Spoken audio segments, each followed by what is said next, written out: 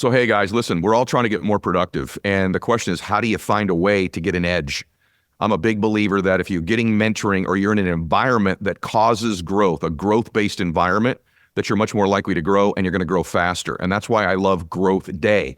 Growth Day is an app that my friend Brendan Burchard has created that I'm a big fan of. Write this down, growthday.com/ed. So if you want to be more productive, by the way, he's asked me, I post videos in there every single Monday that get your day off to the right start. He's got about $5,000, $10,000 worth of courses that are in there that come with the app. Also, some of the top influencers in the world are all posting content in there on a regular basis, like having the Avengers of personal development and business in one app.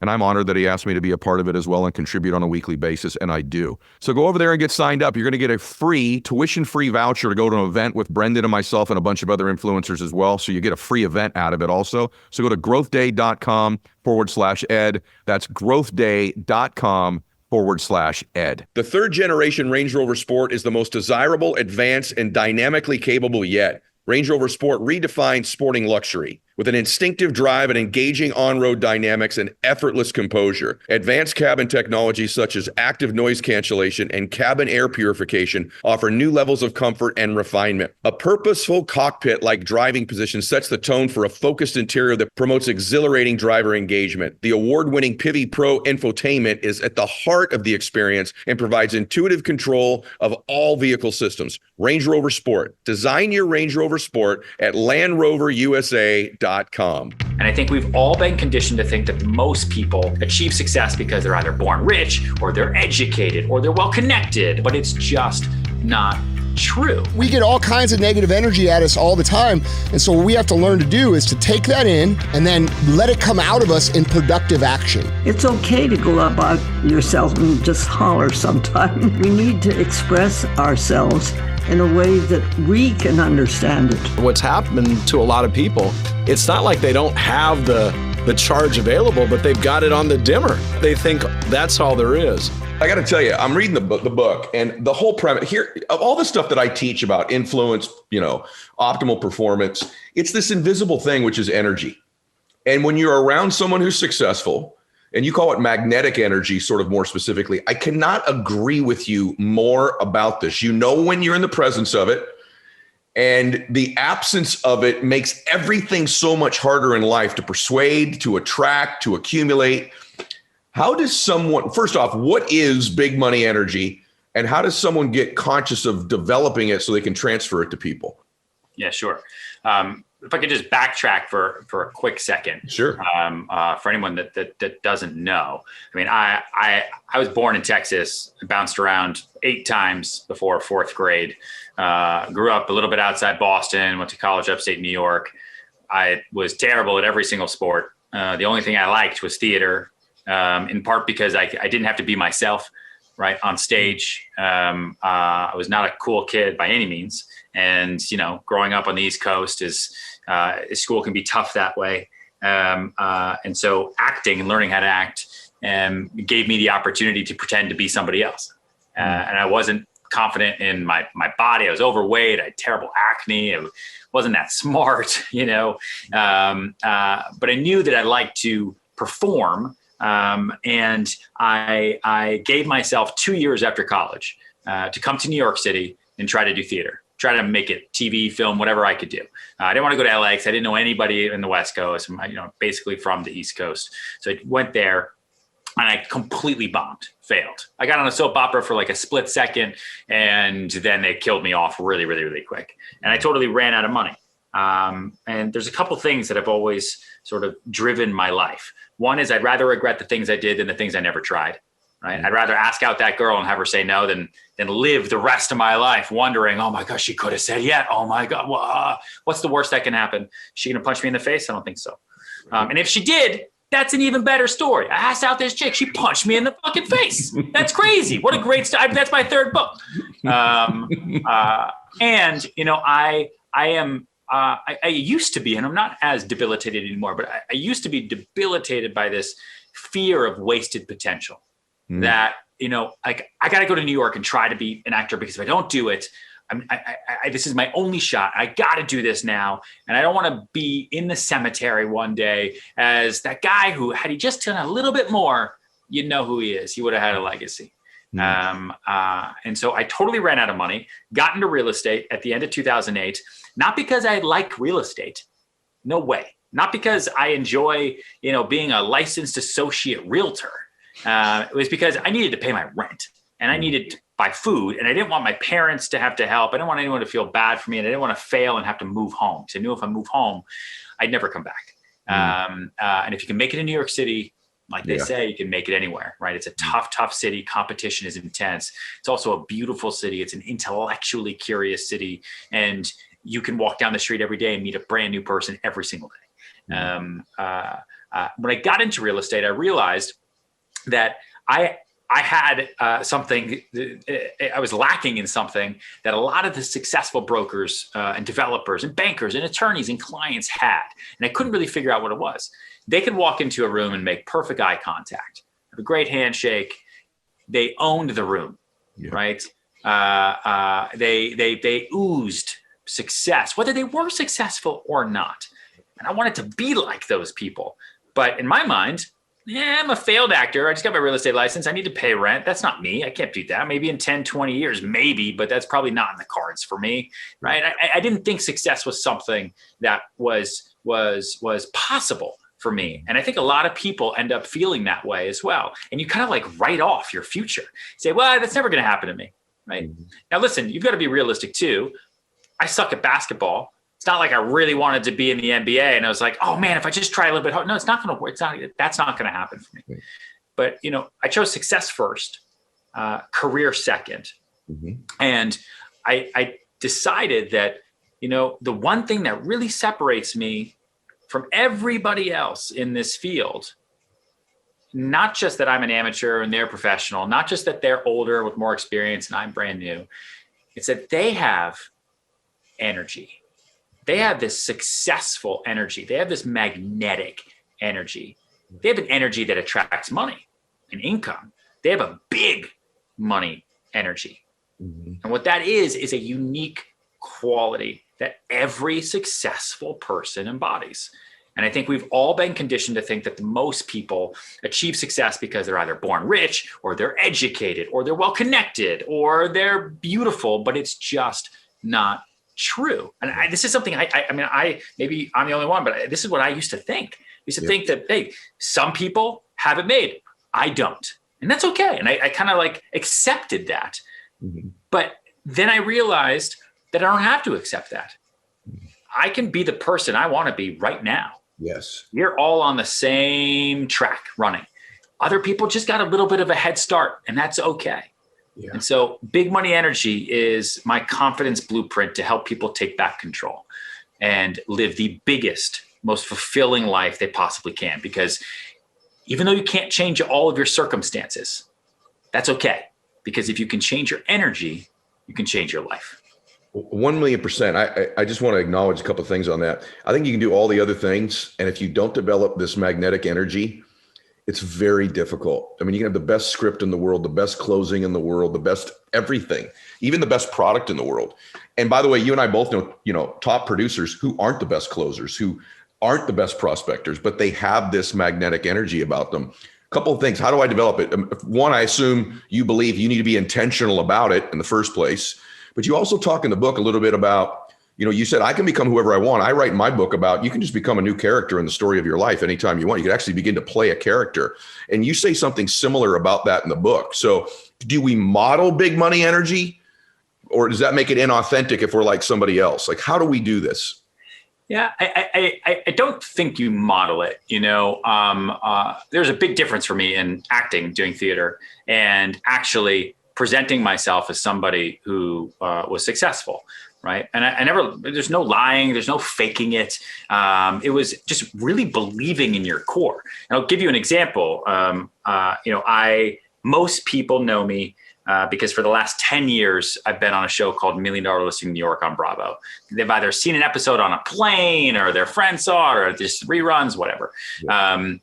I got onto that show when they were looking for the top real estate agents in New York City. At the time, they were under 30. Okay. I was 25.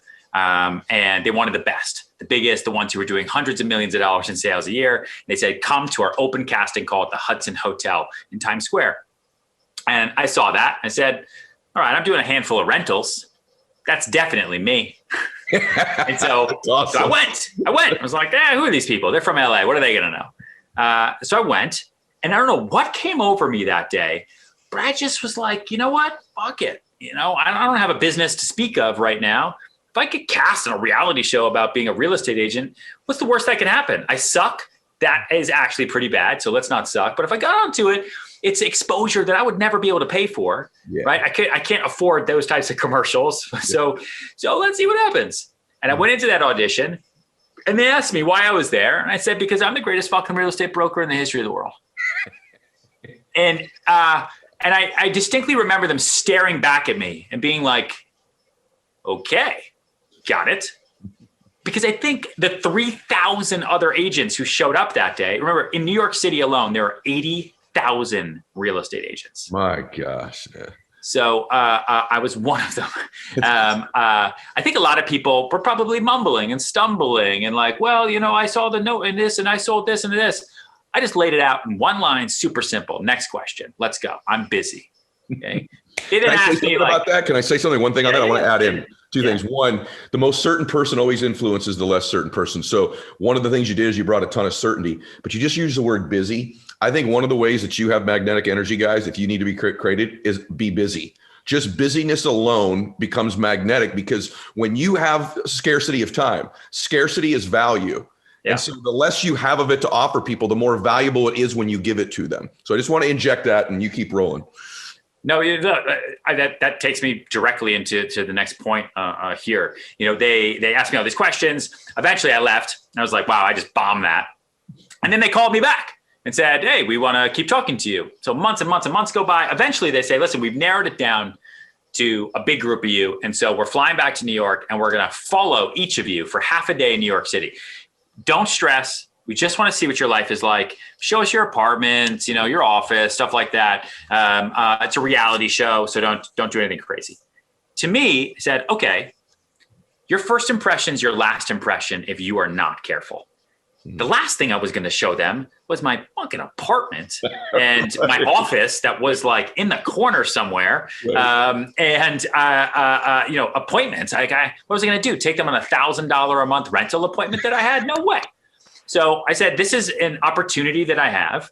I told them I'm the best. I believe that I can be the best. I might not be the best today by numbers, but they didn't ask me what my numbers were. They didn't ask me what my listings were. They said, why are you here? I said, I'm the best real estate agent. That's what you're looking for. So why are you asking? And now they're here. So they want to see that. So I scheduled myself a day that, was as busy as one of my busiest days ever. And I would have busy days here and there, but when you're brand new in any business, you have lulls over and over and over. And I wasn't about to let fate control my destiny in any way, shape, or form. Okay. They were going to pick the day. They were going to pick the morning. No way was I going to say, well, no, that looks like a slow morning. I guess that's what they're going to see. No fucking way. Whatever day they pick, I'm going to give them what I told them I was, the greatest real estate agent ever. And so I drove them around the city like a crazy mad person. I booked myself nonstop every 15 minutes. I think I got car sick halfway through. And then, because my life is not that crazy, I was done with them like 3 hours early, and I didn't know what to do. And so I left them in an apartment, and I got back into my car and I just drove off and said, listen, I have a really, really busy day ahead of me. I don't have time to stay with you for the next couple of hours. I got to do some personal stuff. I'm sorry. I'm sure you can understand. If it doesn't work out, no problem. Wow. You know how to reach me. And I left them. And I at that point, I was like, all right, 50% chance that was the stupidest thing I've ever done. But there's another 50% chance that they're going to look at that and they're going to say, he just left us. Everyone else is dying to get on this show. And this guy just left us on the side of please cast him now. And that's exactly what happened. I freaking love it. Like, see, I knew none of this. I just seen you on the show. I knew there was an edge to you, but guys, the busyness combined with a little bit in life of just a takeaway. I don't need this, just a little bit, no matter when you're persuading. These are the combination, the mother of all combinations. And what I love about the book, you guys, again, it's Big Money Energy, is it's about magnetic energy, but it's also about building your self-confidence, and it's about performing at a level. And let's just be really honest. You all know Ryan, but Think about what he just told you. This is not one of the top agents in New York at the time. And now, I mean, arguably the biggest real estate brand, at least in the United States that I'm aware of. I mean, that's remarkable in a decade. And the catalyst was the things that he's telling you. So this is valuable stuff if you want to do this in your own life. You talk a lot. You said something in the book that was interesting to me about like dropping your past, or how'd you word it? It was like shed your past. Don't let your past infect your present. Damn. Right? People carry that baggage. And that's what I was doing when I came to New York. Yeah. Like I had middle school, high school, college bullshit like on my shoulders. I had, self-esteem issues, which then turned into overeating issues, which then made me feel bad about myself, which then turned into self-esteem issues, which then made me feel even worse, which then turned into overeating, so on and so forth. Yeah. And I would carry that into my future. And it's like, just like what I realized is you don't do that. You look at life like the weather, right? There are going to be storms and there are going to be sunny skies. But guess what? Can't rain all the time. And it's not gonna.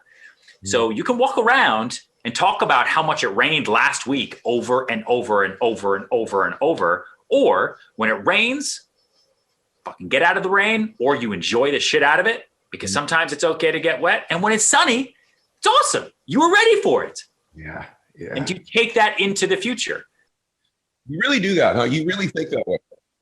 Yeah, you really think that way now. And speaking of rain, it just made me think about something, because COVID's rained on a lot of people's parties. Yeah. Parade. Yeah, for sure. People are like, hey man, this sounds really good. I need to develop this energy, but man, I'm starting over right now. Like I'm that dude, that shows up to the casting call of life right now. And it's been raining a long time. Yeah. Listen, that's what I'm here for right now. Like I'll be very clear and very blunt. And I think my mom tells me I'm too honest sometimes. I'm not an author. Like, yes, I wrote this book because it kind of poured out of me. But I'm not a coach. I'm not a guru in any way. I am a real estate broker in New York City. I run a real estate firm. I'm addicted to deals, and I want to sell more real estate than anyone ever. That's what I do. And I was talking to people during quarantine who are trying to get into the sales business or trying to start a business, and they were being fired or they were being let go, or they were really, really, really terrified. And that's who this book is for, because I knew exactly how they felt. I know exactly what it's like to have your credit card declined at a grocery store, right? I was there. I know exactly what it was like to hold back tears sitting on the subway when I was in my early 20s, because I had no idea what the fuck I was going to do. And failing was just not an option for me. It just wasn't, because I knew even then, like, shit, it's still not as bad as it could be. So what? I need more money. So does everybody. Like, I'm not the only one. At least I'm in New York City. At least I'm here. I'm on a subway. I've got shoes. I've got pants. I've got clothes. And I started making everything so relative. And so what I did is I sat down and I was taught to do this back when I would have panic attacks a lot when I was a little kid. And I made two lists on a piece of paper. Right? We don't write enough with our hands. Everyone types. Our thumbs are going to fall off one day. So I got a pen and paper. And on the left-hand side of the paper, I wrote down everything that I hate, everything that sucks, everything that was making me sad, everything that was making me depressed, all the anxiety, all the reasons, everything I wrote down. And then on the right side of the paper, after I drew that big line, I wrote down everything that's good, all the good things. As simple as breakfast was good. It was sunny out. That's nice. I'm glad it wasn't raining. Oh yeah, no, I did that deal. Okay, that was good. And then this, and then this. Oh, and my parent. And before you know it, you breathe. And the right side of the paper is so much longer than the left side, because good will always outweigh evil. If you do the exercise right. And I talk to a lot of people who've had a really, really hard time in 2020. And I've asked them to do that exercise. And they always take a moment. They come back and say, holy shit, I didn't realize how much good I have going on right now. And the three things that make me really, really nervous, yeah, they're super big. Yeah, I lost her or him. Yeah, this is fucked up. But holy shit, do I have an amazing opportunity in front of me right now? And a big part of finding that big money energy to allow yourself to win as much as you want to, right? You got to have that want, is to be an opportunist. To be an opportunist. You have to have the power to make your own magic. You can't wait for someone else to do it. I mean, my career really took off when I realized I didn't need anyone to provide me with an opportunity. Opportunities are everywhere if you're comfortable with being uncomfortable.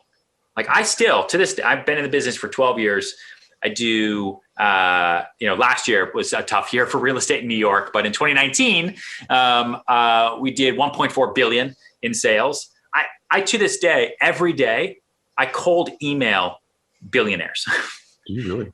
It's part of my job. I cannot not do it because people of means either take direct referrals from friends or family, or they just don't have the time to think about it. And they don't have the time to think about me, right? So I'm going to make sure that I'm in front of them. And I come up with new ways to reach out to 15 new people every single day. And I make that part of my work. That's my work. If I do that, I won. This is when you're shooting everything, no matter what you're doing it. So stay on that for a minute. This is the opposite question, because this is really telling about you.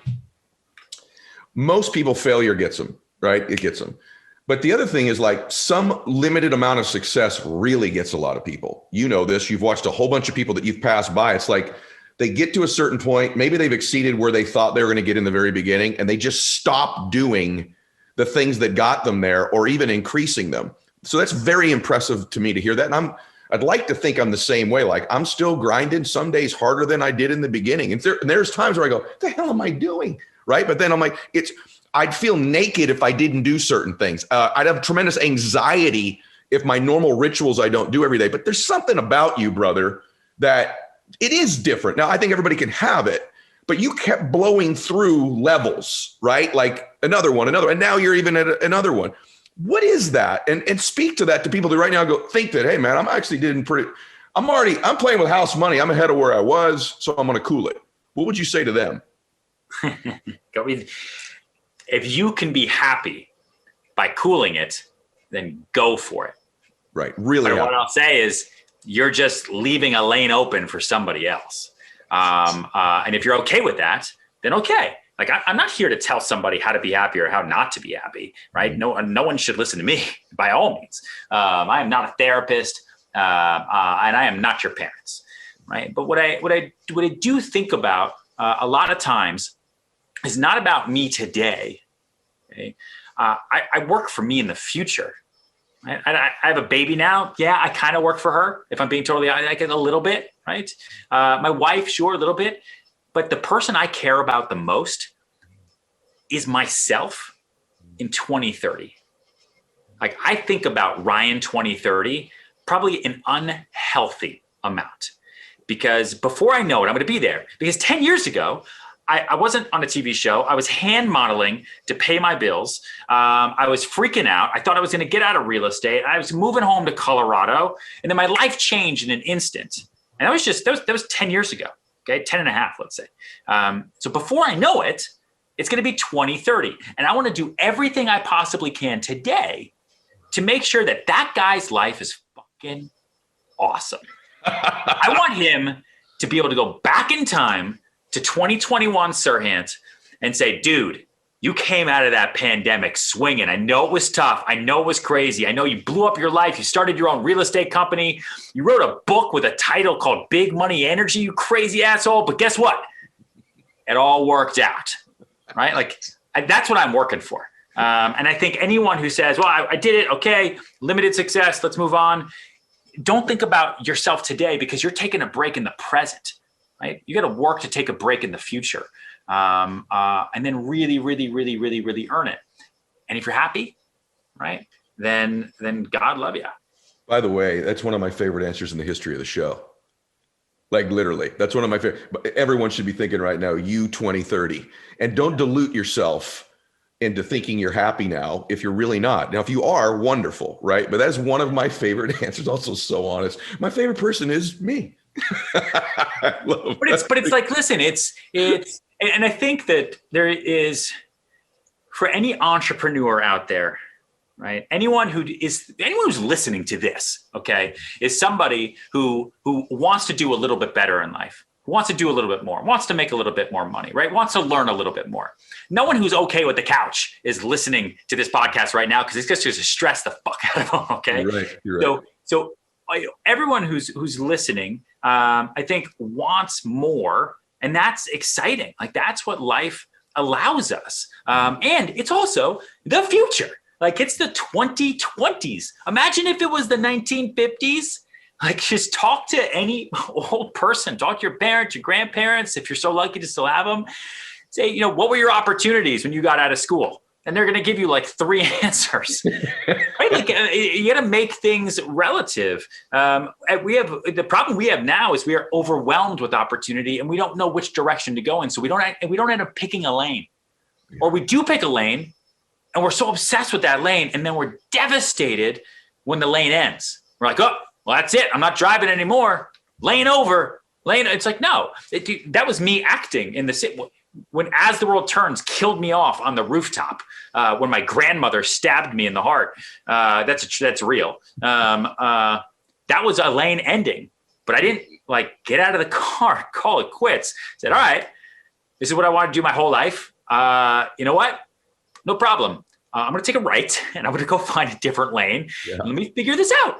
Right. Let me just figure it out. And usually in hindsight too, brother, like you look back on your life and like some of those previous lanes you were in sort of prepare you ironically for the new lane. Like your acting background sure has not hurt with you being on a reality show about your real life, your presence on camera, you'll be able to communicate energy, transferring, right? I mean, it was all in hindsight, if you look back, sort of leading to this road, as long as you, so to speak, walk down those roads when they were presented to you.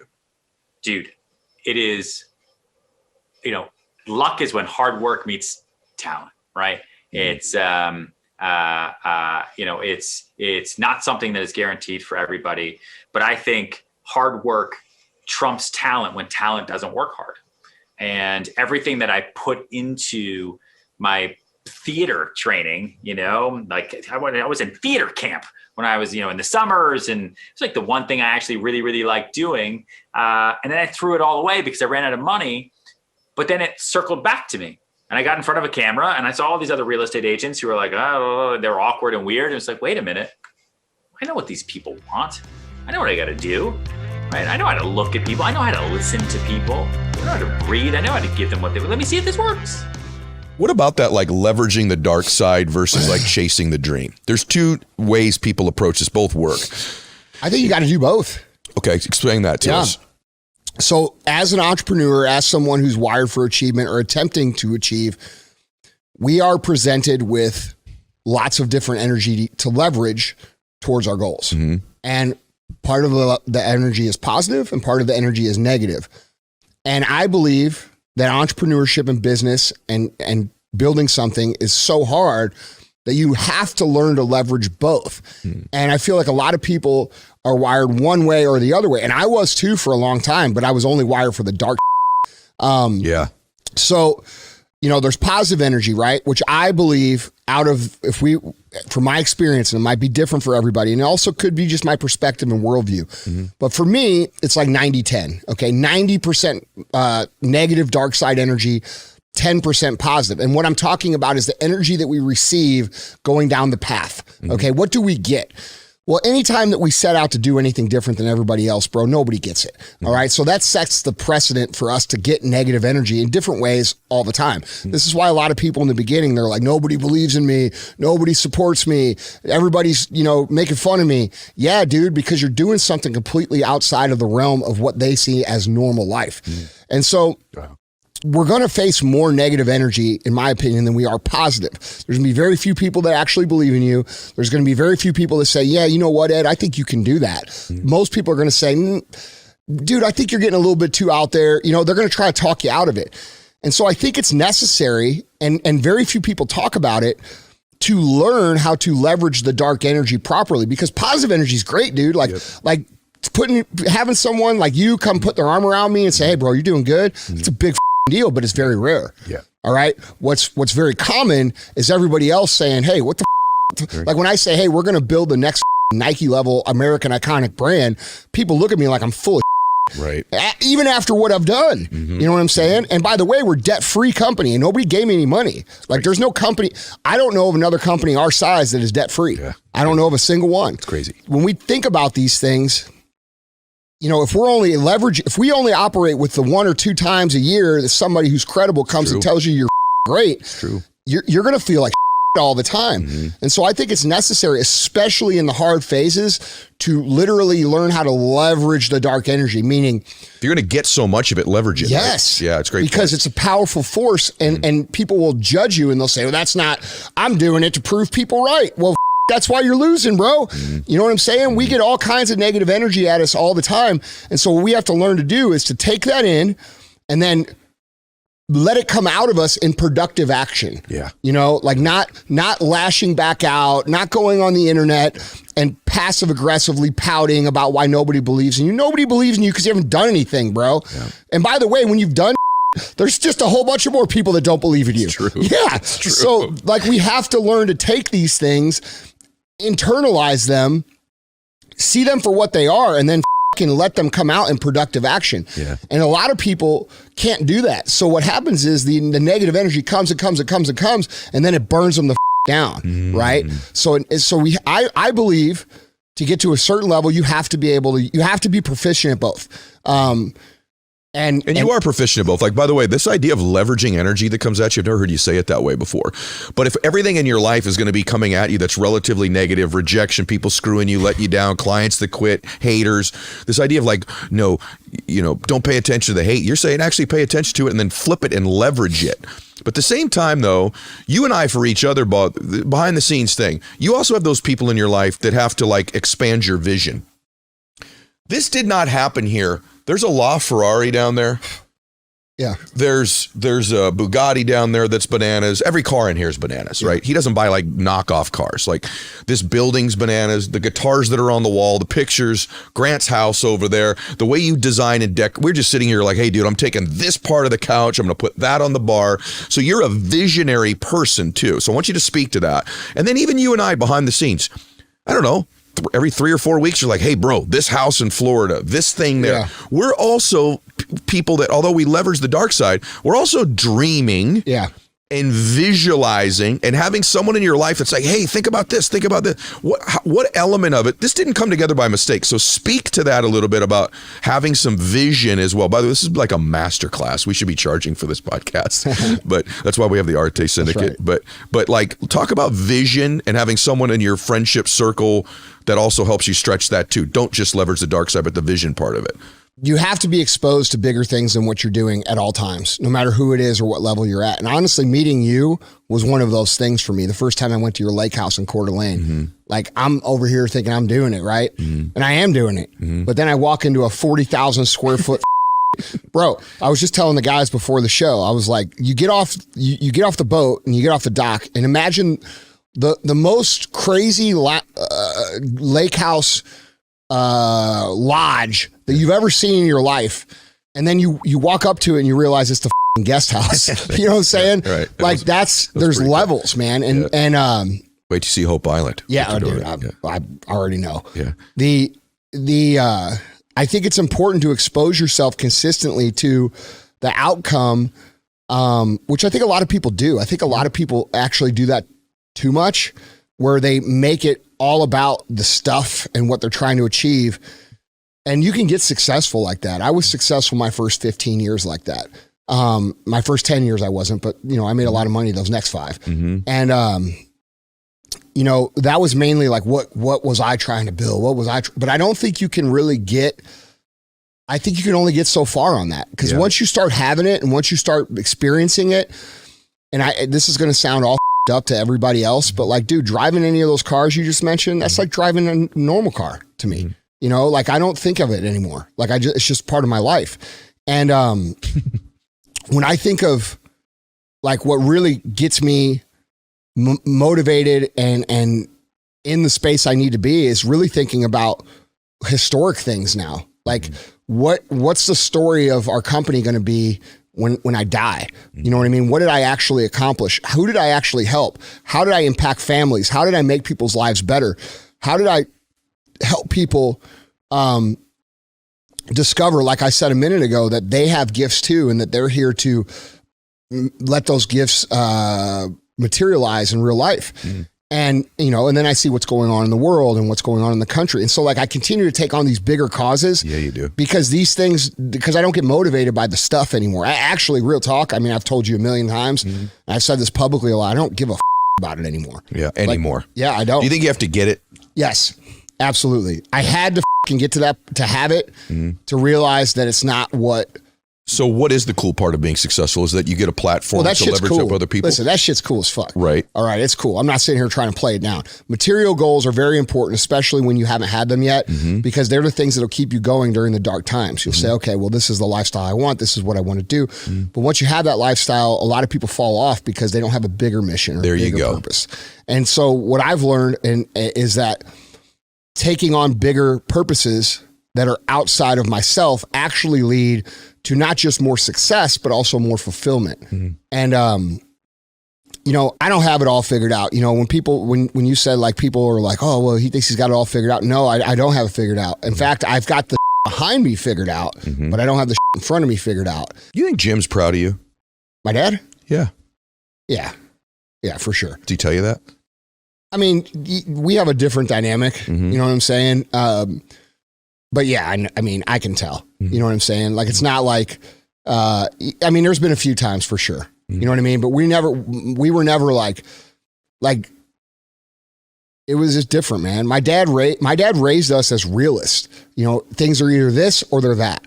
They're either this way or they're that way. And I'm very grateful for that because, while some people would have been raised by my dad who had very high standards and who pushed us to do well, they would say, oh, they would resent him for that. But like how I look at it is I'm like, dude, I am so thankful I had that because now I understand reality. I'm not confused or delusional about the way things are. And the truth is, man, we can wish and we can hope and we can wish things were different, but they are what the they are. And we have to learn to operate with what is, not what we want it to be.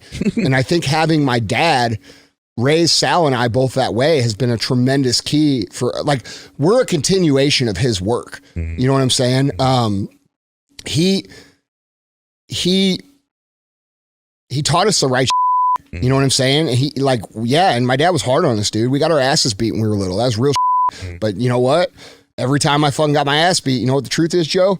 I fucking deserved it every single time, Well, he equipped the two of you for the world. And I worry a lot right now with, because I am a parent, that so many parents, a lot of these kids get out of college or school, man, and they're like, oh my gosh, the world swings back, as you said earlier. And they never had any hits because their parents protected them growing up from every anytime there was a dispute at school, they intervened. Any problem, they weren't starting on the baseball team, they talked to the coach. Right? Or switched the school or did this or wrote a letter or whatever. Yeah, it wasn't that way. Yeah. My dad was like, well, why the did you do that? Don't do that. You know what I'm saying? Like, here. Yeah. So, I want to say this though on public record. Like, my childhood there was a lot, like if I were to go through it, there was a lot of really good and there was a lot of really up. And this is why I don't have sympathy for victims. You know what I'm saying? Like, bro, I've told you some of the and I don't talk about some of the publicly. And we had some really bad in reality that we had to deal with growing up. But the truth of the matter is, I wouldn't change it for anything. And I'm very grateful for the experience. And I'm grateful for how hard my parents tried, how much they did what they knew best to do for us. And we were taught the reality of existence through that childhood. And I think to your point, a lot of parents protect their kids from learning reality, and that handicaps them for life. Yeah. And we see that every day. And, I don't see it really in my employees because I'm very blessed to have the people I have. This is a great thing, because of how I am on the show, most of the people that come to work for us are also the same. They don't come here thinking it's going to be sunshines and rainbows and flowers and shit. They understand it's a hard team to play for. Like I always tell our team, I said, look, guys, we're the University of Alabama, bro. High standards are a fucking must. And we're not these other guys. We're not these other companies. We're not these other people. You're going to be demanded to perform at a high level. And if that's not for you, that's okay. So, hey guys, it's no secret that the last couple of years I've been learning a new language, and that language has been Spanish. And I cannot believe the progress that I've made. 4 years of language in high school, and with Babbel, I blew by all the results I got there. One of the things I've just done a podcast on is the idea that when you take on a new challenge and build deep memories, you're a happier human being. And one of the great challenges you could learn in your life is learn to speak Spanish or Italian or Mandarin or French. Speak a new language and expand your horizons. And by a mile, easily, the best learning place to do that is Babbel because of the way their lessons are contrived and the way that they present it to you. So I highly recommend them. Here's a special limited time deal for our listeners. Right now, get up to 60% off your Babbel subscription, but only for our listeners at babbel.com/Mylett. Get 60% off at babbel.com/Mylett. That's BABBEL.com/Mylett. Rules and restrictions may apply. Visit babbel.com for terms and details. If you listen to this show for a while, you've heard me and my guests talk a lot about how critical it is to have your wellness goals in order, especially lately with me. So you know how powerful visualization is. When you visualize yourself 1, 10, 30 years from now, you've achieved all your goals. Ask yourself this: am I healthy at that point? In your visions, of course you are. But like anything else, without a plan to get and remain healthy, you can't hit the goal. And that's why I'm so thrilled to be partnering with Life Force. It's co-founded by my good friend Tony Robbins and Peter Diamandis. Life Force is a leader in proactive care. The Life Force membership includes everything you need to understand your wellness and help you make good decisions today that keep you on track in the future for your health. Listeners of my show get $250 when they first sign up for their membership by going to mylifeforce.com/ed. That's mylifeforce.com/ed. Take control of your wellness with Life Force and see what the healthiest version of you actually looks like and is capable of. These products and statements have not been evaluated by the Food and Drug Administration. These products are not intended to diagnose, treat, cure, or prevent any disease. You said, if I could distill my life's work, and you nailed it down here, you said, to be truly alive, we must find the life force within ourselves and direct our energy towards it. That sounds like an awful new age thing to say, and I'm wondering what you meant by that when you said it. I mean that we all have it. So it's something that we just have not introduced ourselves to because we've been so busy looking outside for our fix-its and the things that make us happy or whatever we think that has to be outside of ourselves, and don't realize that inside the very core of our being is what keeps us happy. As a matter of fact, I just learned a while back that the Welsh, when they get up in the morning and meet somebody, they don't say good morning. They say, how's your weird? Really? Because the weird that they're talking about is this inner core of our being that is the thing that really keeps us going, our life force. I call it the physician within.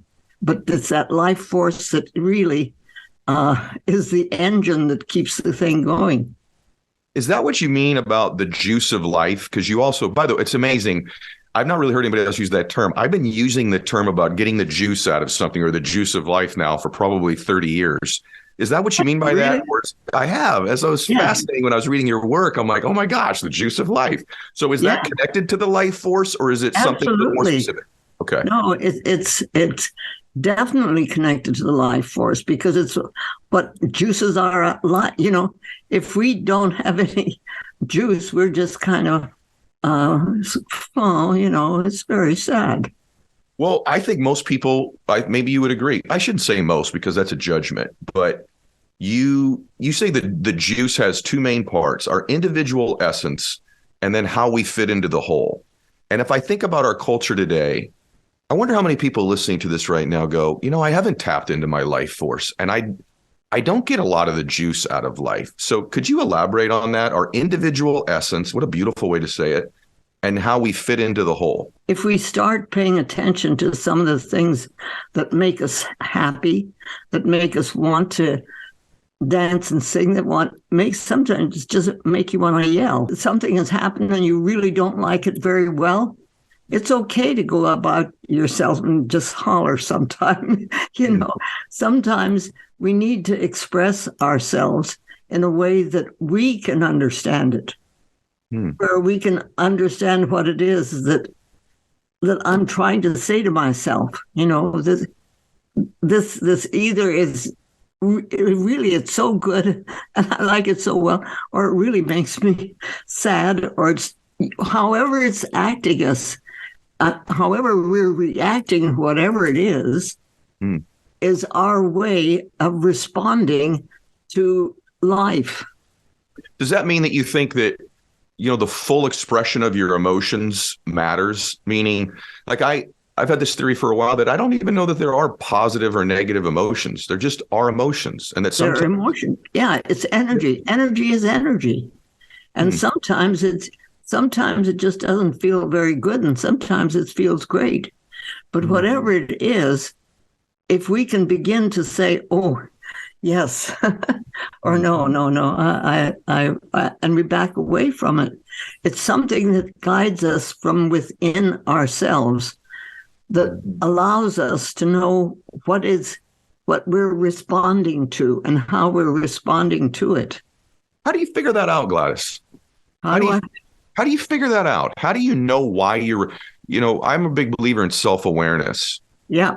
Some of that just comes, I think, maybe with age, because you've been around yourself a little bit longer. I know more about myself at 52 right now than I certainly did at 22. Yeah, but you've been paying attention to it. And a lot of times at 100 haven't been paying attention to it and still don't feel it. How do you do that? How do you pay more attention? Is it a little quiet time? Is it starting to take note of how you behave and what your patterns are? How does one begin to do that? I think it's an individual thing, so it's hard to say blanket how.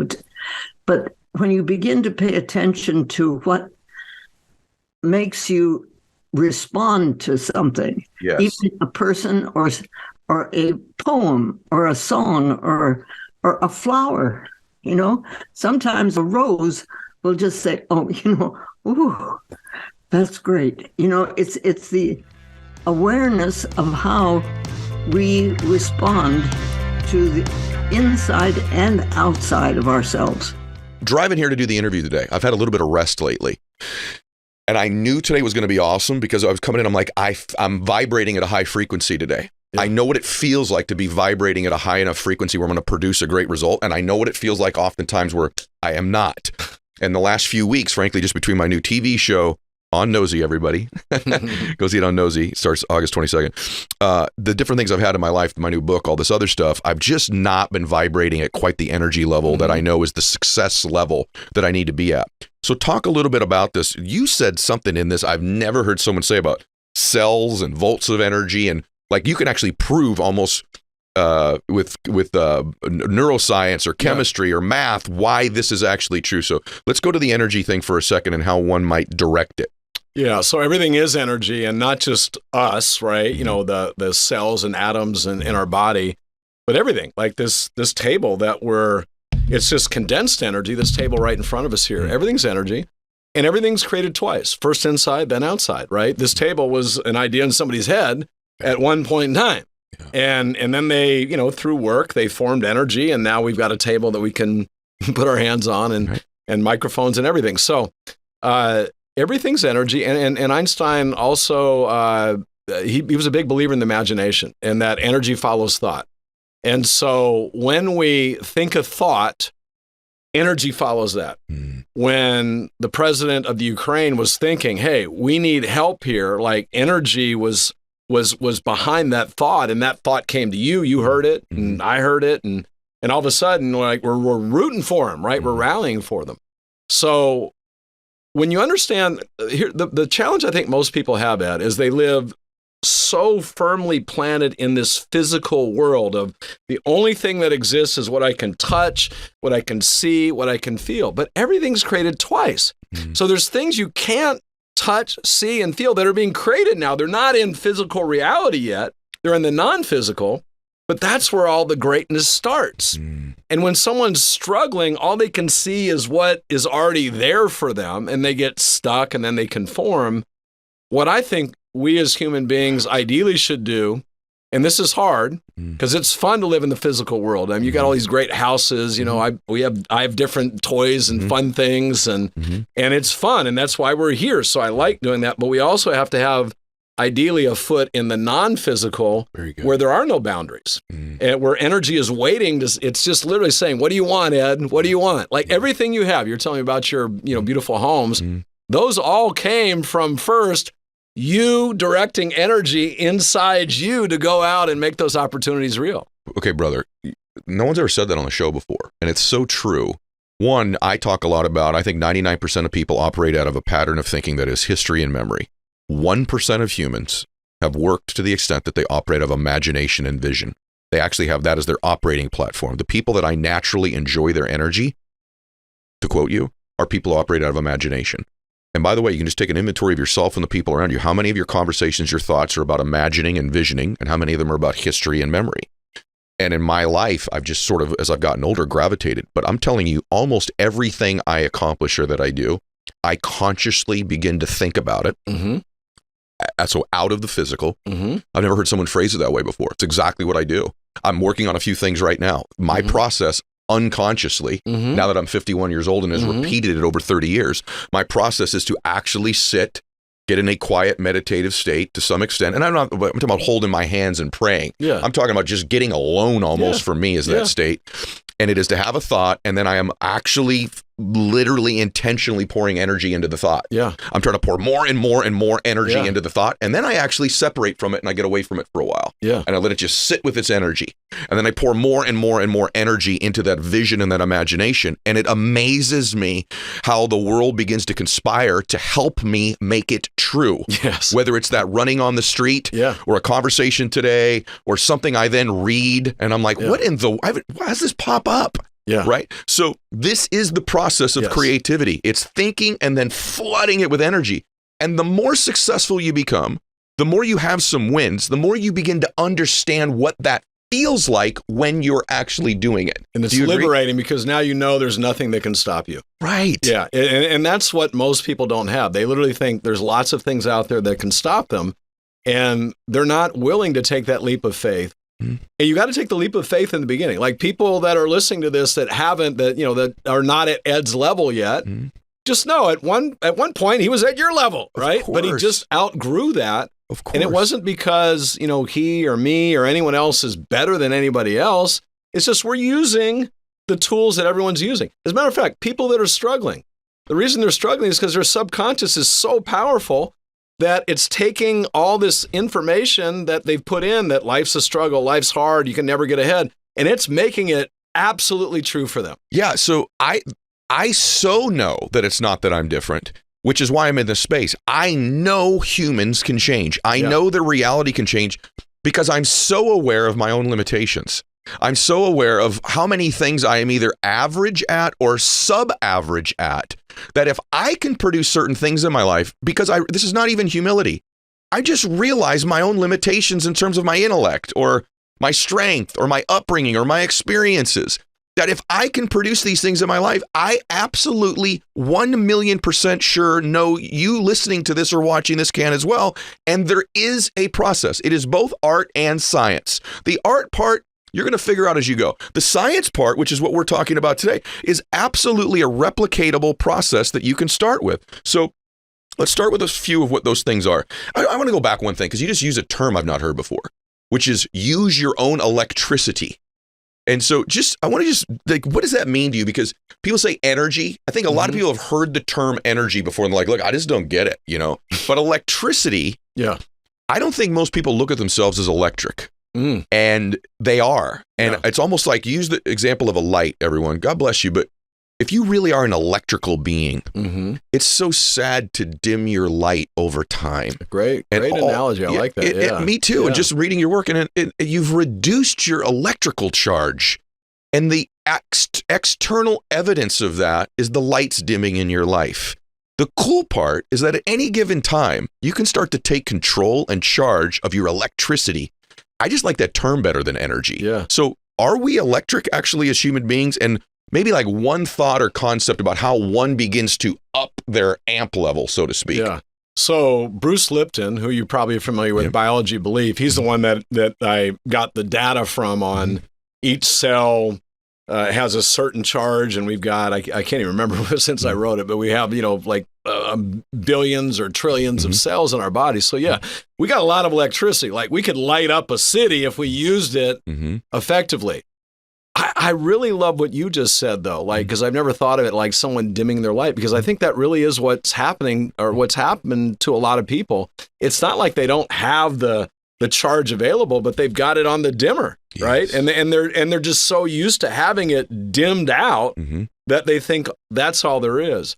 You and I, the reason we do this, and I've been doing this a long time, and you know, don't necessarily have to do it anymore, but I really feel like my purpose, and I know your purpose, is to help people understand they can do so much more. And it's not about doing more. It's about really expressing themselves and living their purpose and do the work that they came here to do. And I think a lot of people have lost sight of that, or they're not even clear what that is. Energy depletion, one other place, because you mentioned Brianna, and that is, what about humans who drain your energy? Have you had to sort of, I don't know, cut people out, or like, are you cognizant of the humans you associate with from an energy depletion or giving you energy standpoint? Is that something that's also part of this formula for you? Yeah, I want to give you two versions of it, right? Okay. Because I think the getting rid of the bad energy is an easy one to talk through, but it's how do you optimize with those that you love? Okay. That's what I think is a lot more evolved and sort of what I've grown into. But I first started, by just asking myself every single day and rating qualitatively, how do I feel about my life, my work, and my health, 0 to 10. And if it's low, you think about why it's low, and you make a note of it. And you'll find that the people that bring you down start popping up. And then it becomes so obvious, right? Like I had people that worked for me that were really truly disrupting the quality of my life on a consistent basis that I didn't have clarity on until I was asking myself, how did you feel about work yesterday, 0 to 10? And then it was like a 4 because I was fighting with one of my executives for like 3 hours and had to change my entire vision for it because it's not what they wanted to do. Like I began to see that, and then eventually cleared every single person that brought me down out. All of them, every single one of them, right? And including in that same process, then there's certain parts of the business that drained me that I had to either learn or stop being involved in, right? Like it was very informative from a qualitative standpoint. Now I go to the most important relationship, that is my wife. And it is system after system after system on system on system on system on system, strictly releasing and relieving any friction in our relationship. And it sounds like, oh, well, like what could that possibly be? Well, first it starts with the age-old date night. Right. And so, like schedule a date night. You know what I'm saying? It wasn't enough to keep us balanced and happy. So the schedule is, a Monday night talk night, a Thursday night movie night, a Wednesday morning breakfast, a Friday night sushi. Like it's having a rhythm of dates and times that we spend in the week. Now it's not a matter of like, oh, you made 1 hour available. Right. You've integrated your wife into your life. Now that was essential to begin to stop that friction. Then she started hearing me telling stories of stuff that I was working on and be like, I didn't even hear that. So, okay, how do I solve that? Then I started sending her an email every single morning of everything that I was doing in the day and what it meant to me with a love quote so that she got that every single day and was completely informed at what I was doing. So now how do I automate that? I have my assistant scrape my calendar and put it into an email and put it in my email that I can look in the morning. I go and find the love quote depending on the energy of the season, and then I send it to her every single day, right? And so, okay, that seems like, you look at that alone, like look at you guys, like in your rhythm, like you go with her every day to drop the kids off and pick them up.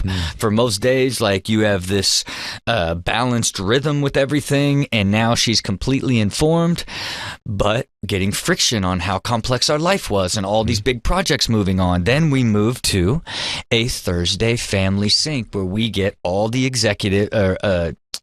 assistants and executive assistants together, and then we go through everything going on with the family and get organized and everything that needs to get done. Now we have the Thursday family sync to eliminate that. In the middle of that, like, stuff's popping up in the schedule. She's seeing it in that email in the morning and be like, what is this? You're going to do Ed's podcast today?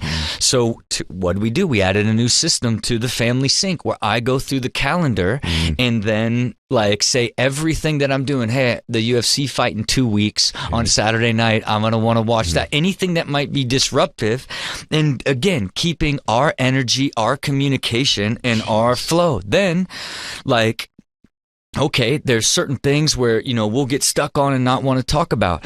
We started bringing a therapist to the house every other Tuesday at 4:00. So now we have this neutral ground that's basically, I akin it to tuning a Ferrari, where you already have this highly, but another friction is like these issues that you may not want to discuss even in this sort of flow that you're in. Here's this sort of neutral ground that you really don't have unless you bring somebody in, and you just begin to see all of these things layering on top of the goal of having the happiest, amazing relationship that you could possibly have. So good. You know what I mean? I knew about the email, and which, by the way, I started to do myself because you told me about that. By the way, everybody, you listen to my show so that somehow every week you become inspired or learn how to improve your life. If that is not happening for you right now, if there's not been something said here today by this man that is causing you to go, whoa. By the way, you're on the inside of what people that have blissful and happy and successful lives talk about and think about. These are the conversations that they have. This book, I said in the intro, it's 101 chapters, but they're easy to read chapters. And it's a lot of different stuff in one book. It almost looked to me like you said, you know what, I'm going to give you everything I've got in one book. And the premise of it kind of was interesting to me. You said, why do you think the world needs more everyday heroes? Because I think in the world today, most people don't look at themselves as heroic. That's exactly why I wrote the book. That's exactly what it is. It's when society has seduced us into thinking that the heroes are on the mountaintops. The Martin Luther King Jr.'s, the Mother Teresa's, the Hedy Lamar's, the Desmond Tutu's, the JFK's, the MLK's. Yeah. And that's true. These people have overcome suffering and transcended tragedy to do amazing things with their lives. And they've served the world, and they've freed nations, and they've showed us what possibility looks like. But what about the ditch digger who does his work like Beethoven composed music? What about the single father or mother working hard and seeing the dignity of their labor, putting food on the table and being a good community servant? What about the pizza maker? What about the gardener? What about the firefighter? What about the startup entrepreneur toiling quietly for 20 years of anonymity until their unicorn takes off? Like, I think we've just been seduced and hypnotized and brainwashed and heart-washed into believing that heroes are cut from a different cloth. And so I wrote the Everyday Hero Manifesto, not only to give tools, but to give philosophy, because methodology without philosophy is an empty sport. Wow. And I'd love to dial into that point, but that's why I wrote the book. There are no extra people on the planet today. A lot of people are suffering. A lot of people have resigned themselves to average and given up on their genius, which they were born into. And I want to help them to remember that. And so let's talk about that philosophy part a little bit too. What did you mean when you said that? Well, it's a great question, because I've done a lot of these interviews, and everyone says so many times, it's like, what are the tactics? Yeah. What are the habits? Yeah. So what do I need to do? Right. I think we live in a mathematical world, so it's all about doing. It's all about what do we need to do. Give me the 5 steps, and the book is full of, as you've seen, hundreds and hundreds of tools that I've shared with many of the most successful people in the world as their mentor. Yeah. But philosophy is your mountaintop. If you don't know your Mount Everest, then what's the point of having great methodology to scale the wrong mountain? That's a recipe for heartbreak. Well, by the way, I completely agree with you. It's interesting. I'm constantly asked for tactics and strategies because that's the thing right now. Sure. It's really interesting. But if you have an understanding of why you're doing something and the belief systems behind it, usually those works are empty. And I think a lot of times it's a very vogue, very in vogue thing right now to be teaching, okay, this is my routine. This is the thing I do. And you and I both do a lot of that. But I think without an understanding of why or how philosophically, it's something that doesn't work for most people. But it's interesting to use the word hero and genius, because I don't think most people view themselves, the ditch digger, for example, the mother who's right now raising 3 kids that are running around the house, plus trying to write her, her blog that she's doing right now. And she doesn't look at herself as heroic. In fact, I think in the book, there's a chapter that you have, I think it's called From Victim to Hero, the leaps that one must make. And I think the other thing in our culture right now, more than ever, is there is a little bit of a victim mentality. And that, that maybe the world's conspiring against me, or my conditions, my background, my story, my shame, my mistakes that I've made in my life disqualify me from doing anything heroic in the future. Right. And so let's talk about a little bit those leaps in that process. Well, one of the chapters in the book is called The Chestnut Seller's Doctrine. Mm-hmm. And I spent a lot of time in Europe. And one night I love doing these wisdom walks late at night, sometimes 2 in the morning, 5 in the morning. I walk the streets and I just think and I look at the stars. Mm.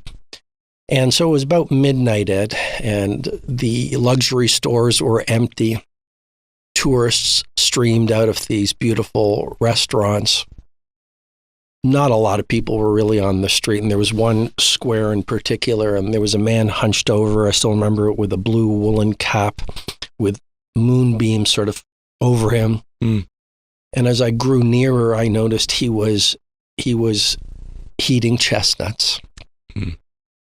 And he had this little rickety stove and these chestnuts on it, and he was just moving it, and there was a gentle smile on his face, and I walked over because I think everyone we meet has a story to tell and a lesson to teach if we have the openness to hear it. Agreed. So I walked over and I bought some of his chestnuts, and I said, what's your story? And he said, well, I'm an immigrant to this country. I was a very successful business person. I got ill. I lost my home. I lost my fortune. I lost my business. He said, I moved here, and now I buy these chestnuts, and I warm them, and I sell them to tourists and people who are walking by on the street, and I work many, many hours a day. But he says, I can still work, and so I can still make people happy. Wow.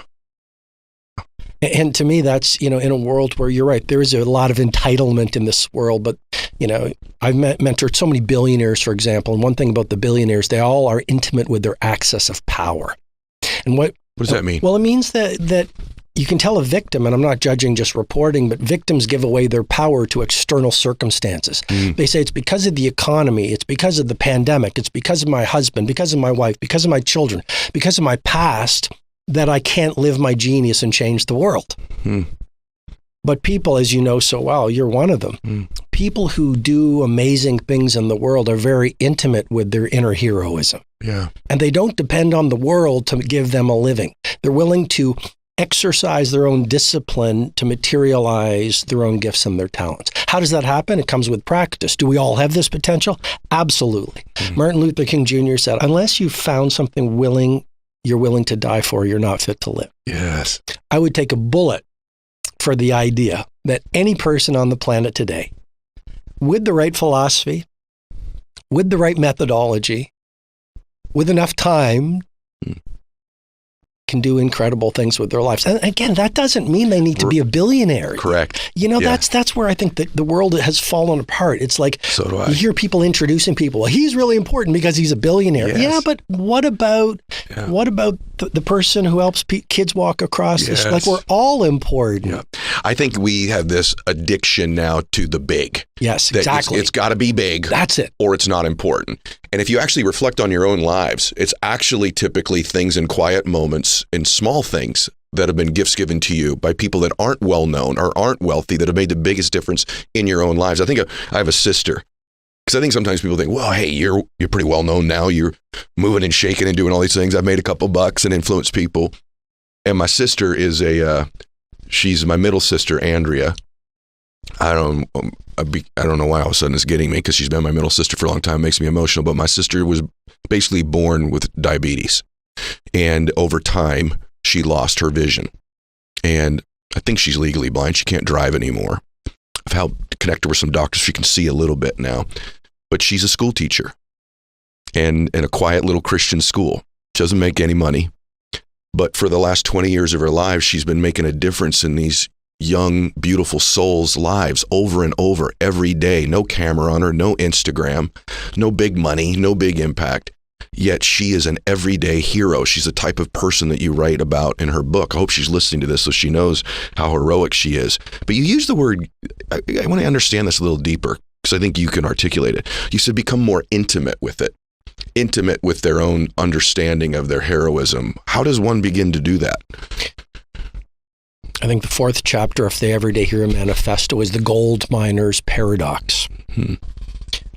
In ancient Thailand, there was a golden Buddha. It was a towering figure made of pure gold. The people around the country worshipped it. It was this incredible value of this treasure. And then it became clear that invaders were going to come into the country, and the warriors were going to take it. So the inhabitants hatched a plan, and they decided to hide the golden Buddha. And so what they decided to do was put layer upon layer upon layer of mud and soil and clay and rocks to hide this magnificent treasure. And sure enough, when the warriors came in, they walked right by it and they missed the golden Buddha. Well, a few hundred years later, Ed, there was this young boy walking by and he sees this gold peeking out from all this mountain of mud. And he and other people, his neighbors, started chipping away at the layers of mud. And every time they chipped away at a bit more mud, more of the gold shined. There was an immediate payoff. And they chipped away more of the layers of the mud, and more of the golden Buddha started to shine. And as they did it day after day after day, and after a few weeks, there was this incredible treasure known as the golden Buddha. And you've seen, I actually went and visited it. Yes. And there's the picture of me standing in front of it. It's amazing. And I could not think of a better metaphor to describe how we've forgotten who we truly are. We are born into perfection, and then we are seduced into average. You're so right. And what does that look like? It looks like the programming of our mothers, fathers, teachers, preachers, peers, etc. It's the programming of the media. It's the programming of the world around us. We pick up doubt, fear, disbelief, and it's not only mindset. A key part of my work, I talk about it a lot in the Everyday Hero Manifesto, but even in my other work, it's not only the mental programming that we pick up that separates us from who we truly are. It's also what I call not only mindset, but heart set. Yes. We get wounded through macro and micro trauma, and we disassociate with our brave and wise and creative and productive hearts. And so what happens as this process continues, the layers get formed over the gold, and we forget who we truly are. Yeah. And then we have a story about our potential. We have a story about our prosperity. We have a story about our health. We have a story about what we can do and be in the world. And if you repeat, and our behaviors are always aligned with our self-identity and the story. That's right. And then we fight for that story, even though it's a lie that we've sold ourselves. Everybody should go back and listen to that last minute. I want you to hear the whole interview, but that last minute is the holy grail of what happens in our lives. It becomes this conditioned pattern that we begin to reinforce our own story over and over and over again. And then and then one of the most powerful things you could do, and by the way, it's the reason I want many of you to get this book, all of you to get the book, is that just an awareness that you're in this conditioning and this pattern has it lose a little bit of its power over you. And then once you're aware you're doing it or you have it, now you're open to the philosophies and strategies of change. But until you have an awareness that, oh my gosh, I am doing this, I'm living this conditioning and pattern because you were born to do something great. You were born special. You were born heroic. You were born wired with your own special form of your genius, your vision, your humor, your beauty, your nurturing skills, your listening ability. It could be any number of different geniuses that you have. And then you were conditioned to believe over time that those things didn't matter and that they don't make an impact. And so super powerful. I'm a huge believer that the people that I know that are very successful in business and even personal relationships, they rely on intuition far more than they do just techniques and tactics out of Business 101 or social media school. Intuition is a huge part of life. Energy is a huge part of life. But I'm wondering, a lot of people, when they find out they're good at something, I used the word gift earlier. I think we both defined what it means. No matter what yours is, you found out you got this gift for teaching, this gift for touch, this gift for humor, this gift for discernment, this gift for caring, nurturing, intellect. sometimes people, when they figure out they've got this thing, it almost scares them and they retreat from it to some extent. And that's what holds them back all their life. I think unhappy people, to some extent, know there's something they could or should be doing for the greater good of other people and are rejecting their calling.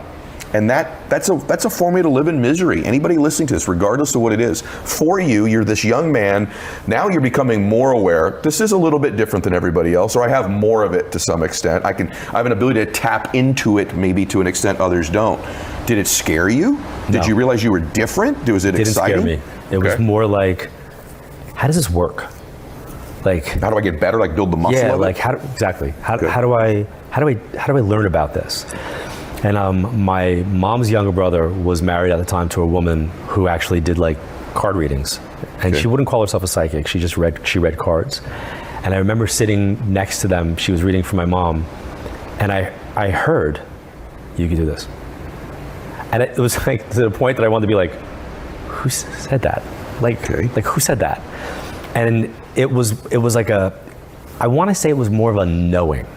So for anybody that's like listening to this, there's a moment where you'll have this, it's not a I want this, and it's not I need this, it's I know this. And when you know something, it's better than believing in something. So for me, the like, I knew it in that moment. And that was a very defining moment for me, where I like got up from the place where they were doing the reading, and I walked away, and my mom said, "Did you hear something that you didn't like?" And I went, "Nope." And I kind of kept it quiet for a while, and I was like, I believe I can do this. And I went to a bookstore, excuse me. It was a Walden bookstore on Glen Cove Road, and there was nobody in it. And I went to of course, in the back section again, because that's where all the books were, in the back section. And what I found really interesting is the shelves had this kind of like curvature to it. And I was about 2 or 3 feet away from the bookshelves, and I was kind of just like looking at what was there, and I would equate this for any guy who's going to buy condoms in a pharmacy, where you don't want anybody watching you, like picking them up, right? And that's how I felt. Exact same analogy. It's like I'm looking at these books, but like I'm close enough to the other books that I can like reach over for one of those instead.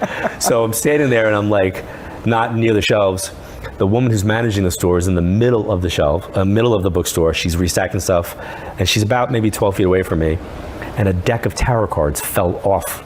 Like somebody went, and I'm just like, I watched it happen, and I'm like, shut up, right? Wow. And the lady goes, well, clearly you're supposed to buy those. Wow. So I did. Yeah. I bought my first deck of cards.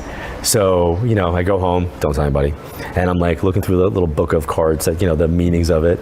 And my grandmother's house was always hopping on a Sunday, right? Okay. She had 11 kids who had kids. So, packed. So I said to my cousin Florence that I was doing readings, and she's like, oh my God, totally read for me. So I did. Okay. So there I am, with the book. I'm like, well, this means this, and And about 2 weeks later, she called me and said, are you going to be at Grandma's house on Sunday? And I go, I live here. Of course I'm going to be at Grandma's house. Why? She's like, would you do my cards again? And can I bring 5 friends? And I was like, wait a second. I'm like, no. And I'm like, I have no idea what I'm doing. She's like, well, everything you said happened in the last 2 weeks. Crazy. She's like, and I told my friends, and they were like, well, can you get him to do it for me? And that's legitimately how I started. Like I started reading for like cousins, and then the friends of my cousins, and then their friends, and then it became that type of thing. And I started working at Psychic Fairs, and that was the journey. It's interesting when you tell stories. I told you this off camera too. By the way, everyone listening to this, you get to make up your own mind, right? About the different aspects of what John's talking about, how it works for you in your life or doesn't work. But and I want to make clear that for everybody as well, but one of the things that you do very interestingly is, we're both huge energy people. You obviously feel it. I'm going to talk about that next. I want to talk about the application of some of these skills in every person's life listening or watching this. How can they apply some of these skills in their own life? But when you tell a story, first, you're a great storyteller, it's true, but your energy changes. I see you as a little boy when you're telling these stories. We did a few off camera too. Like, I actually see the little boy. That's not normal, that when someone tells me a story that I actually begin to picture the boy. I can see him and feel his energy when you're speaking. That just, it tells me at a minimum, your ability to transfer and feel energy is at an extraordinarily high level.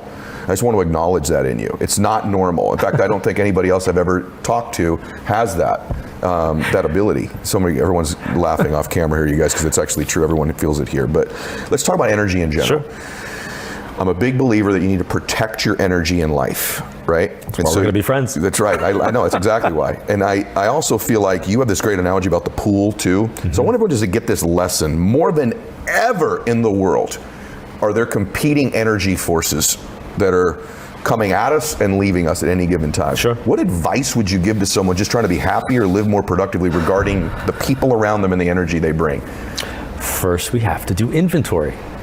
We have to look, and let's make this about shopping. Okay. If we're going to make a dinner for your family and you decide that you're going to make lasagna, you may or may not, without getting up and looking at your cupboards and looking at your fridge and freezer, you may or may not have what it is that you need. So we have to assess and take inventory before we know what we need and what we no longer need.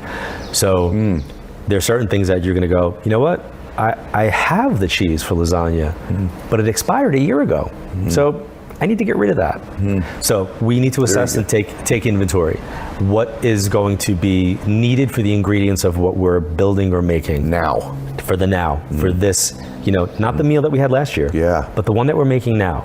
So when we talk about what are the ingredients, I mean the people and the energies.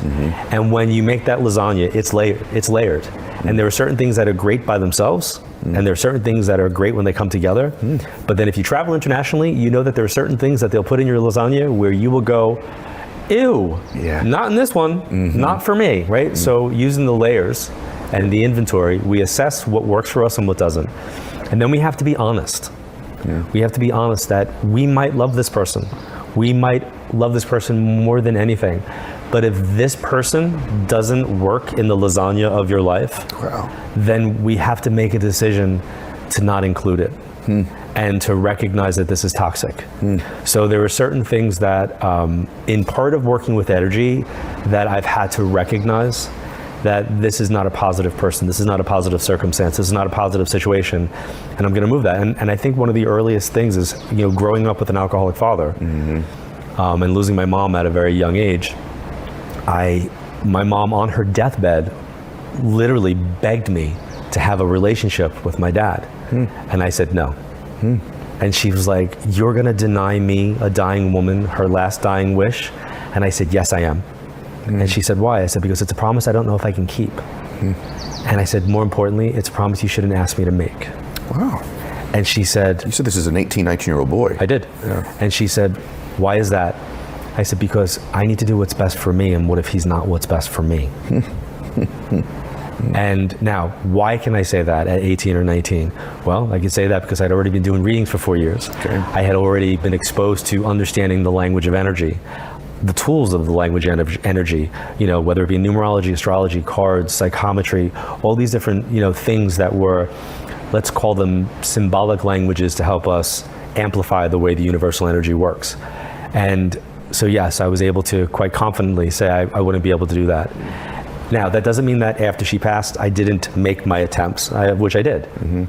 And I knew they weren't going to be successful. And they weren't self-fulfilled prophecies because I really did try. Yeah. And I know that he did in his own way, but they just weren't going to be in this lifetime. Yeah. So, well, I think it's a powerful thing. I want to jump in and come back because you're going in such an awesome direction that's never been gone on the show before. And that is that just because somebody is your blood doesn't mean they're the right energy for you in your life. I think oftentimes people they'll buy into this notion that this friend of mine no longer serves me, right?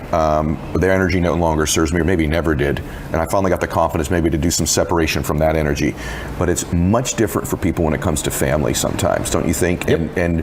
And that, I think what you're saying is giving somebody permission that if that is your intuition, if that is your energy, just because you share a blood with somebody does not mean their energy necessarily should be required in your life. Yep, and boundaries are important.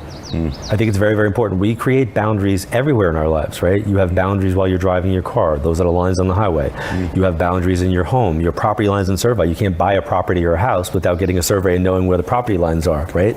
And that's where you build your life, within the survey of those property lines. But we don't look at that energetically.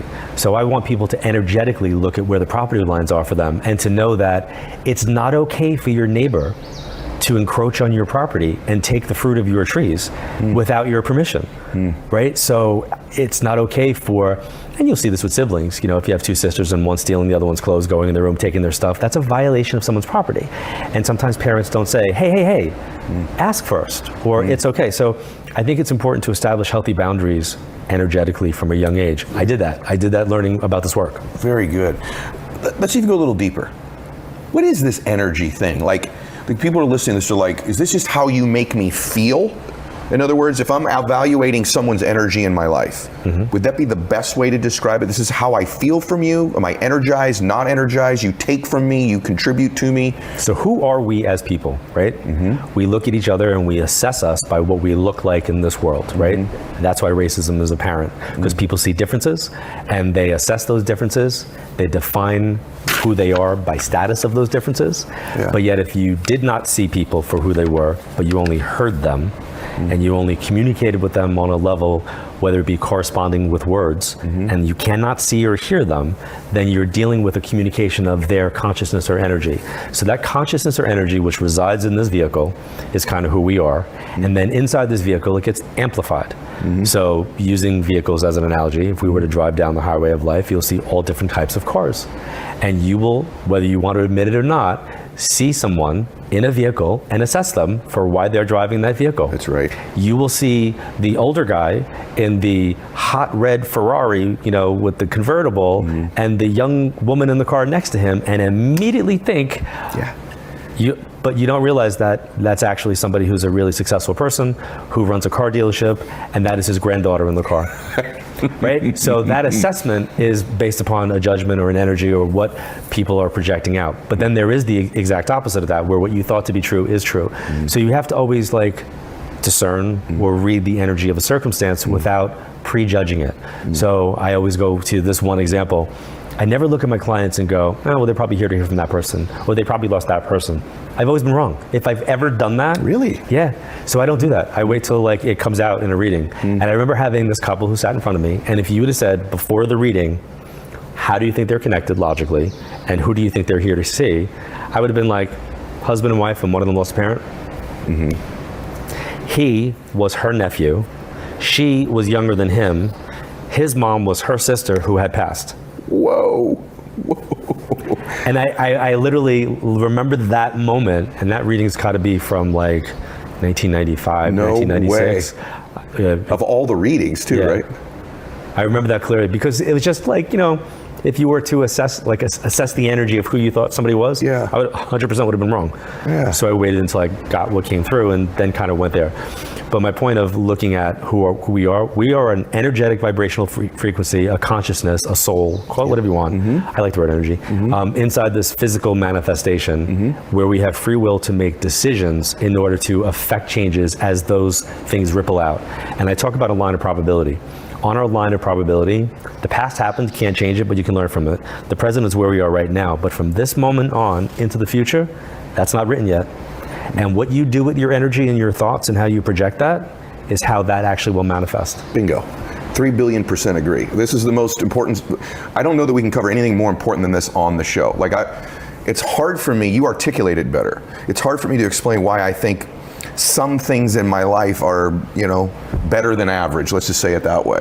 And I'm a freak about this topic. I'm a freak about transferring energy. If I'm trying to persuade, it's the transference of energy. If it's comforting energy, you know, intense energy. But I also am such a protector of my own and who I allow in my pool, which I want you to give that example in a minute. Because for me, it's been the number one shift in my life is this idea. And by the way, for everyone listening to it, this concept could be new to you, this idea. Just start to be conscious of energy, of transferring it, of your vibrational frequency. Those of you that are people of faith, if you're a Christian like myself, you can believe in all the things you believe in and still be aware that there's an energy field, that there's still transfer of energy. There's a vibrational frequency with human beings. This is not a debatable fact. No, it's energy. It's science. It's a science. It's a real thing. And so I am a huge protector, especially as I get older. My friends are very diverse. You could have a really well-known actor, entertainer, is a friend of mine, and my bestie runs a transmission shop, right? A buddy of mine's a flooring contractor, and another guy's a professional football player. Because you know what you do. Their careers are for me, it's not what they do, it's who they are that matter in my life. It's the energy they bring me. I love humorous energy. Most of the dudes around me, or the ladies around me, are funny people because I want to have that part of my heart expanded. But talk about the pool part of it, if you would, because this is the best of the best analogies. So one of the things that I am kind of known for, besides doing what I do analogy-wise, is I want to inspire people. I want people to live a better life. I want them to evolve with where they're at. And some folks, when they come to see me, they think they're coming just to talk to dad, and then they get all this other stuff, and they're like, but I'm not here for that. I'm like, no, you didn't come here for that. Right. That's not why you came, but it is why you're here, because otherwise you wouldn't be sitting in front of me. I go, so just put it in the back, remember what I'm saying. And one of the things that I tell people is that we are an energetic pool. And I like everybody to think about themselves. So if you can imagine yourself sitting in a jacuzzi, right? Because it's not a pool, but it's a pool, right? So you're in your pool. And imagine that you're in your space, your energy. And who do you want swimming in your pool? And they look at me like, well, what do you mean? I go, well, if it's your pool, right, in your house, you would invite people to come over and come in your pool. I said, so now imagine, let's take somebody that's very popular like Oprah. Oprah gives you the invite of the century. You're allowed to come to her house for a barbecue and a pool party. You're so excited, you go, and Oprah says, just dive in. And you get to the pool, and it's green, and it's murky, and you can't see the bottom. And I'm like, do you all want to swim in that? And then I watch the people in the audience, the cheerleaders who go like, yes, yes, yes, and then you see the other people who are like, yeah, I don't care whose pool that is, I'm not getting in, right? So the reality is, you don't want to swim in a murky green pool. You don't want to swim in something that's not like that. It doesn't matter whose pool it is. You want to swim in a pool that's clear, So when you think about the inviting of getting into someone's space and pool, if you've been invited into that space, you want to think about it from the perspective of, okay, I want to get into a pool that's clean and clear and it's inviting. But now if it's your pool, you want to keep it clean. You want to keep it. So your pool isn't going to stay clean without work. So you got to keep your pool clean. And the way that you do that is with your filter. So your brain is the filter and your thoughts are the chemicals. So what you put into your filter in your pool is going to be what keeps it clean. And then you got to actively work at it. You got to skim it. You got to vacuum it. You got to make sure the chemicals are regulated. And every time somebody's in your pool, if anybody's ever had a pool, you know that the more people in it, the dirtier it's going to get. Sometimes you got to shock it. Sometimes you got to keep people out of it. Sometimes you got to put the cover on it. But you want to keep it cool. And most importantly, you got to make sure nobody pees in your pool. And people look at me like, I can't believe you just said that in front of all these people. I'm like, there's no pissing in the pool, right? And that is something that I'm very, very clear on. Who I let in my pool, who I will not let in my pool, whose pool I will go in, whose pool I will not go in. And my wife gets a little uncomfortable sometimes because I'm very, very clear about that. Yeah, me too. I love the, between lasagna and pools, I think everybody's finally going to get this. The mixture of those two analogies is really something I'll have to work on. But I got to tell you, the pool thing, I told you this off camera too. The amount of people in my pool is smaller than when I was younger, because I am so conscious of protecting who's in it, and I certainly don't let anybody in. That's amazing to me. So many of you listening to this that have said, I want a better life. I want to change the external conditions of my life, but you won't change the internal conditions of your pool. You keep letting people pee in your pool constantly, and somehow you think your life's going to change. You have to change those components. And by the way, there are some people in our lives who were supposed to be in our lives for a certain time. Their energy served us at that time. That doesn't make them bad or good. It just means it's what it is.